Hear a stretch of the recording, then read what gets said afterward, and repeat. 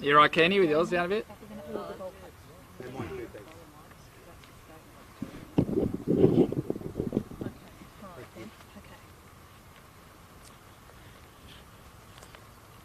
Everyone ready to go? Yeah. 2 secs. Okay, good morning everyone. It's wonderful to be here at the Gold Coast Turf Club on the beautiful Gold Coast, and what a beautiful Brisbane day we have here today. Couple of announcements I want to make today. The first one is in relation to the ASIC report into school banking. My department, the Department of Education, has had a very good look at that report, and we have had extensive consultation with stakeholders in relation to their recommendations that school banking programs should cease. And so I'm announcing today that following those recommendations, our discussions with stakeholders and of course our discussions with the Commonwealth Bank, that we will be ceasing banking in schools at the end of the 31st of July this year.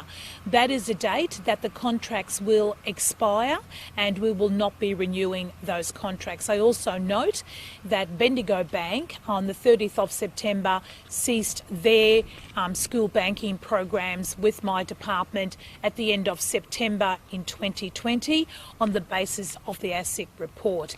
Now, it doesn't mean that all accounts need to be closed by students that have them at the moment. They can continue in their own private capacity, and at the same time, of course, we'll be ensuring that we continue to implement the Australian curriculum when it comes to financial education in schools. And you know, teachers run a series of programs like How Do You Save to buy Teddy new socks, and of course looking at mobile phone, the fine detail when it comes to a contract for mobile phones, you know, just a couple of many financial curriculum activities and education that is carried out in our schools. So that will be occurring, and of course we'll be rolling out information to all of the schools to ensure that they know that at the end of July the program will cease to be conducted, and we'll be giving them guidelines on how they will operate following that time.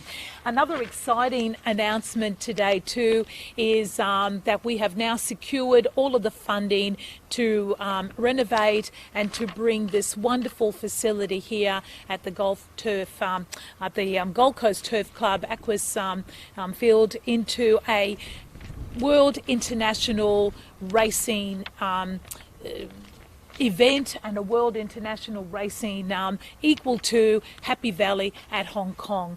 It's a wonderful injection of funds into this much loved area of the Gold Coast. It will mean that $38 million in total, which is a combination of Racing Queensland and the club, injecting funds to make sure that we have here an international night racing attraction, and it is now off and racing. This will include renovating and making sure that these facilities become world standard. We'll be implementing a synthetic track training track, because I know that the club is expanding its training facilities and they require some standardised training and track running facilities for the trainers in the area. I think we're almost doubling those facilities down here, and we'll be accommodating that on this wonderful area of the Gold Coast.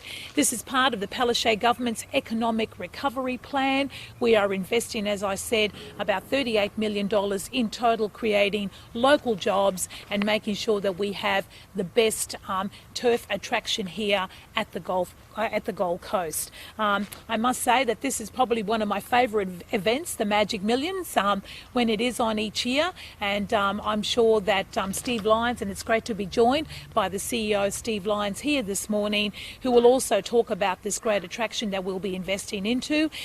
This has been in the making for a while. We want to ensure that we work very closely with the club so that we can deliver a nighttime racing attraction that is equal to anywhere in the world, and I'm sure Steve would love to say a few words about it as well. Thank you, Steve. Thanks, Minister Grace. On behalf of the Chairman Board and the Gold Coast Turf Club team, we're delighted to the support they received off the Premier Annastacia and Minister Grace. This has been a long-term project coming, and a lot of people worked a lot of years on this, 11 years to say the least, and it's gained great momentum. We have a wonderful support from the government, so we'd like to thank them at the outset. What it means for us down here is we end up with an international racing destination, equine centre. The future of the sport will be secured by what we do and how we invest in upgrading our training facilities first and foremost to support our trainers and their horses, and the safety of the people and the participants that are part of it is just massive for us. Then moving on to the tunnel and it's all those sorts of incidents that will disappear, that we have challenges with, a world-class racing track. We have aspirations to be the next metropolitan club, and this really sets us on our way in a big way, so we're so appreciative. To my chairman, Brett Cook, he's worked tirelessly with the team and myself on this, and I have to give him a lot of thank you. He's just worked very, very hard on it. We're delighted, we're over the moon. It was my first project given to me 4 years ago, so get that sorted. So 4 years we got there, and thanks very much to the team at our government. They've been wonderful to work with. The body, Racing Queensland, Brendan Parnell and his team, they've worked very hard, and a lot of my team have worked very hard together to pull this together to make it actually happen finally, and we are over the moon, to say the least. Thank you, Steve. Thank you, Steve. There's no doubt that this injection of funds will be a game changer for the Gold Coast Turf Club, and we're looking forward to working with you to delivering it hopefully in record time. And I'm happy to take any questions. Just to be very specific, Minister, on what grounds or what specific concerns do you have in ceasing the Dolomite or Commonwealth Bank schooling program? Yes, I guess the ASIC report demonstrated that there was really little value in the program, and that often the true intention of the program wasn't disclosed, and that there wasn't really a terrible amount of financial education that was taking place. So based upon that extensive report, based on the research of my department, and also based on the stakeholder consultation, we've decided that at the end of the contract term, which is July this year, we will not be renewing that program. It's been in for about 50 years. I think times have changed from when we first signed up 50 years ago, and I think that the Australian curriculum now includes some very, very good financial education embedded in that curriculum, and we think that is a proper way to go.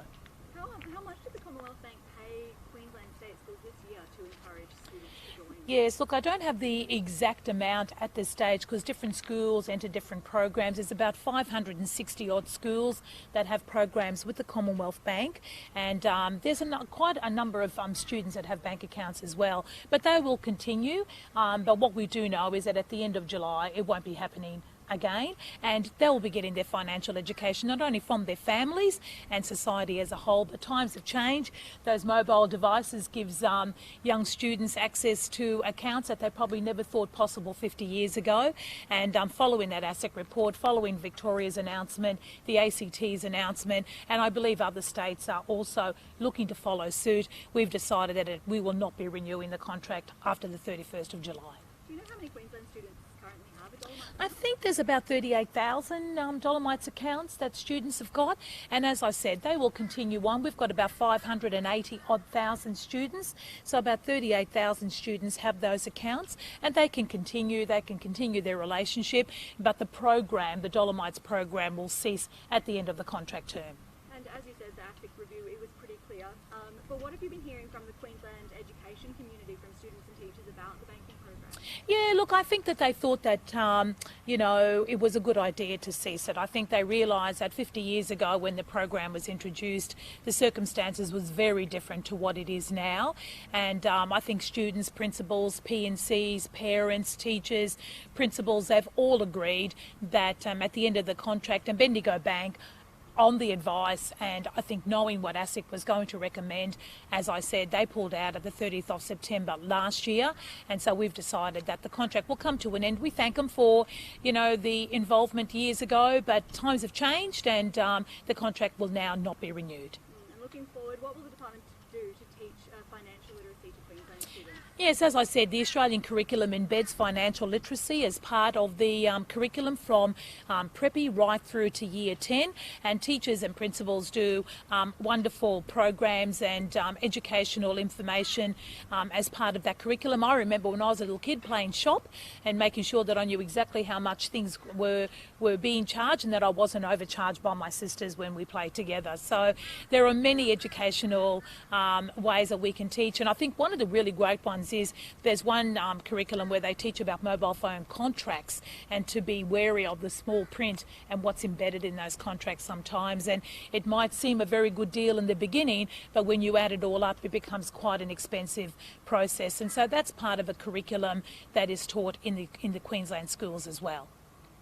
Minister, on domestic violence and the tragedies of the last week, do you think more can be done in the classroom to teach children about domestic violence from a young age? Yes, can I say that these are tragic events, and our heart goes out to the family and friends that are involved in these terrible domestic violence incidences. But yes, I agree. As you know, I've announced about a month or so ago a significant review into how we teach respectful relationships in schools, how we also look at the issue of consent and reporting, and my department is now working through our curriculum. They're working with stakeholders. I'm meeting with my Student Advisory Council.